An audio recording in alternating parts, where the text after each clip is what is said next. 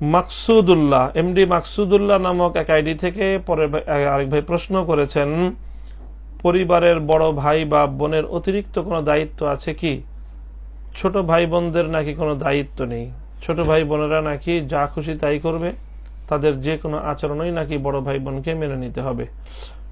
প্রিয় দর্শক, বড় ভাইদের অবশ্যই বড় ভাই হিসাবে একটি দায়িত্ব রয়েছে। রাসূল সাল্লাল্লাহু আলাইহি ওয়াসাল্লামের হাদিসের মধ্যে স্পষ্ট রয়েছে, আলা কুল্লুকুম রাঈন ওয়া কুল্লুকুম মাসউলুন আন রাইয়াতিহি, তোমরা প্রত্যেকেই দায়িত্বশীল এবং প্রত্যেককেই যার যার দায়িত্ব সম্পর্কে জিজ্ঞাসিত হতে হবে। এছাড়াও প্রসিদ্ধ হাদিস যেটি আব্দুল্লাহ ইবনে আমর ইবনে আস রাদিয়াল্লাহু তাআলা আনহু থেকেও হাদিস রয়েছে, মান লাম ইয়ারহাম সগীরানা ওয়া লাম ইউআক্কির কাবীরানা ফালাইসা মিন্না। আল্লাহ নবী বলেছেন, যে ব্যক্তি আমার উম্মতের মধ্যে বড়দেরকে সম্মান করবে না, ছোটদেরকে স্নেহ করবে না, সে আমার উম্মতের অন্তর্ভুক্ত নয়। সুতরাং এই হাদিস থেকেও স্পষ্টভাবে বোঝা যায় যে বড় ভাইকে ছোট ভাইয়ের সম্মান জানানো ছোট ভাইয়ের জন্য কর্তব্য, ছোট ভাই বোনদেরকে স্নেহ করা এটা হলো বড় ভাইদের কর্তব্য।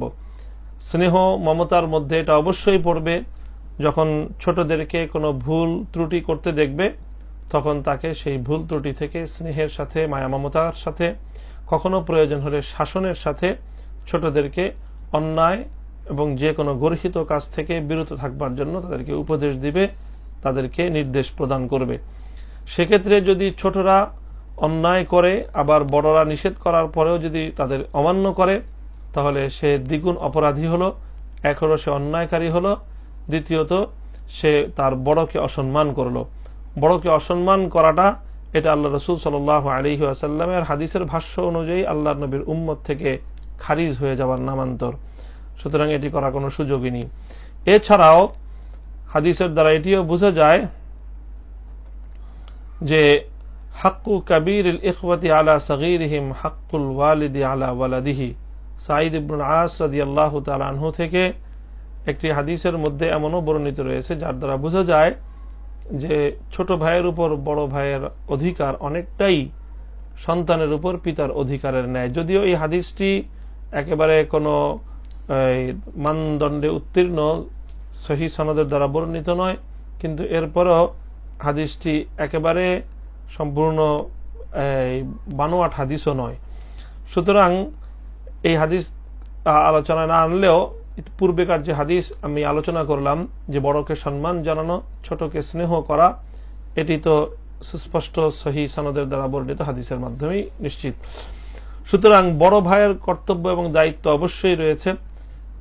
ছোট ভাইদেরকে, ছোট বোনদেরকে কোনো অন্যায়, কোনো তাদের জন্য অসমীচীন কোনো কার্যকলাপে লিপ্ত দেখলে সতর্ক করবে, বারণ করবে, বিরত রাখার সর্বাত্মক চেষ্টা করবে।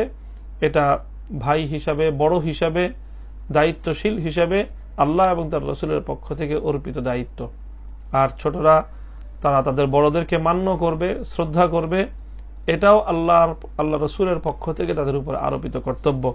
সুতরাং কোন ছোট ভাই যদি তার বড় ভাইকে অসম্মান করে, অমান্য করে, তাহলে শুধু ব্যাপারটি এমনই নয় যে সে তার বড় ভাইকে অমান্য করলো, বরং সে আল্লাহ রাসূলের হাদিসকেই সে অমান্য করলো। সুতরাং এটি অবশ্যই করা উচিত হবে না।